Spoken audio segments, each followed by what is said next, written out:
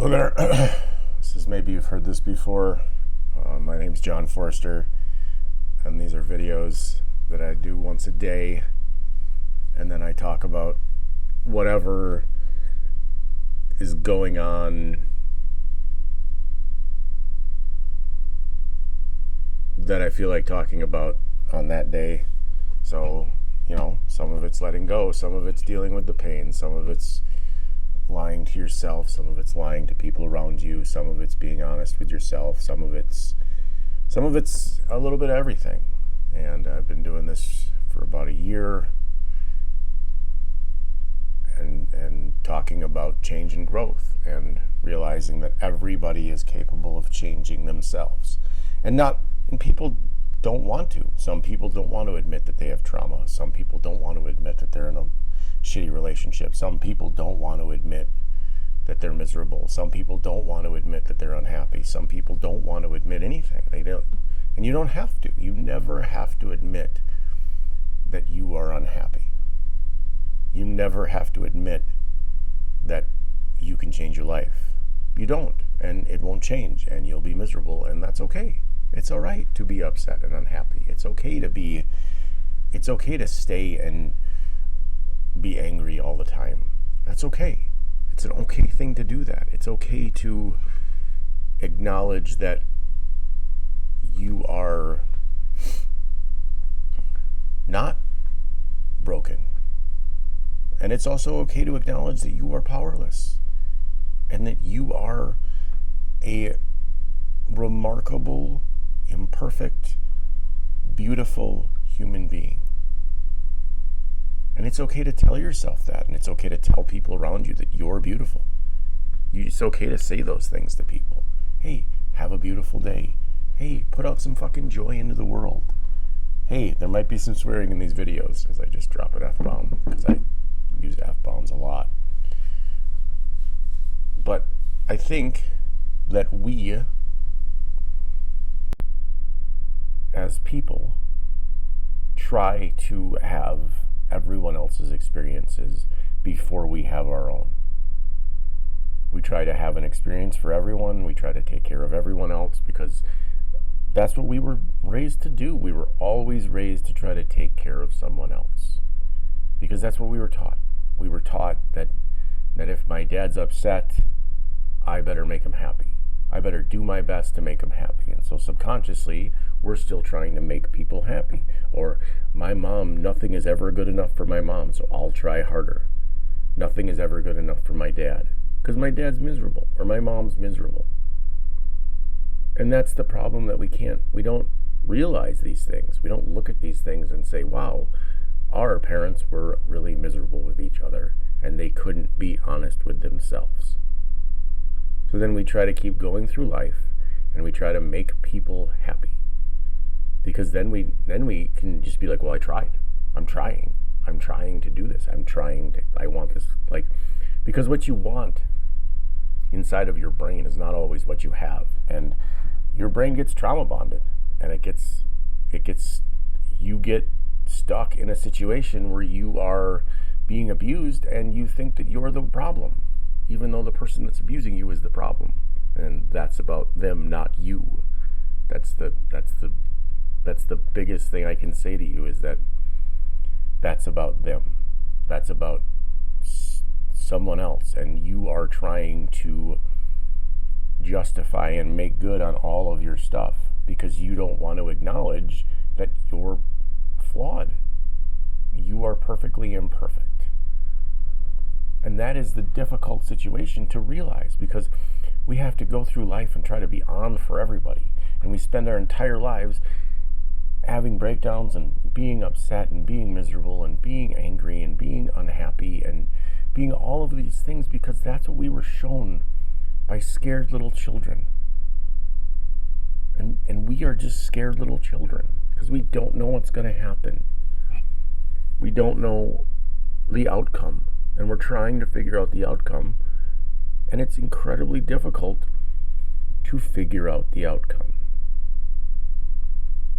Because we are creating the future based on what we know inside of our heads. Instead of just creating what we want and being honest with people and telling people the truth and saying, look, this is what's going on. I don't know what to do. I need some help.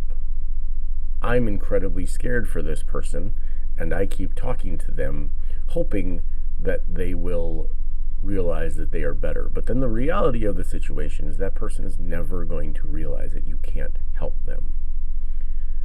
You can't love the insanity out of somebody. You can't love the neuroses out of somebody. They have to love it out of themselves. You can't love the holding on to the anger that you created in your child's life out of their life for them. You just can't do it. They have to do it. And that's the hardest part of living, is that you have to do it. You have to take care of all the pain and the suffering and the angst and the stuff and all that shit that you have swirled up in your head, because you're like, well, I'm not good enough for these people. I'm not good enough for this. I'm not good. You are. You're good enough for you. And that's the only thing that matters, is that you are good enough for you. Because you don't have to be good enough for anybody else. As long as you are good enough for you, you have to be the best you that you can be. So if you want to be neurotic and insane and over the top, you can. But it's going to affect people in your life adversely. You are affecting your children, everything that you say to them in every way. So let's just say if your daughter is a softball player and you've never played softball, but you go to her game and you watch her and she got, 30 balls and 20 strikes, and she's 12, and she comes home and you tell her that she didn't do a good enough job because she got 30 balls and 20 strikes and got taken out of the game as the pitcher. How do you think that is going to affect her? Yeah, she's going to try harder, but she's not going to learn anything. If you were to say, yeah, that's that, how do we fix that? How do we make that better? We release the ball differently, right? And that's just all you do. And then what did your coach say?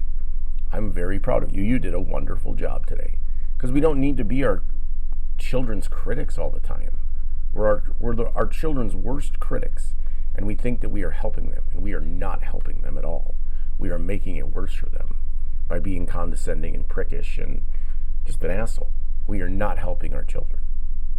We are not helping anybody by being an asshole to them. Telling somebody they did a terrible job is not helping that person. It's not making that person's life better. It's making them feel like shit. Telling somebody they're doing a wonderful job and that you're proud of them and that they're amazing is also is a better way to do things. There's so many better ways to handle things, because when you start bitching at somebody, that's about you. It has nothing to do with that person. It has nothing to do with your kid not throwing the balls right. It has to do with that you're upset about some bullshit.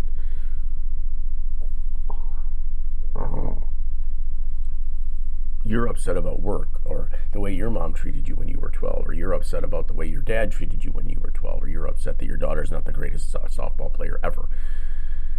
We have to make mistakes to learn. That is the only way that human beings can learn. We make mistakes and we learn something.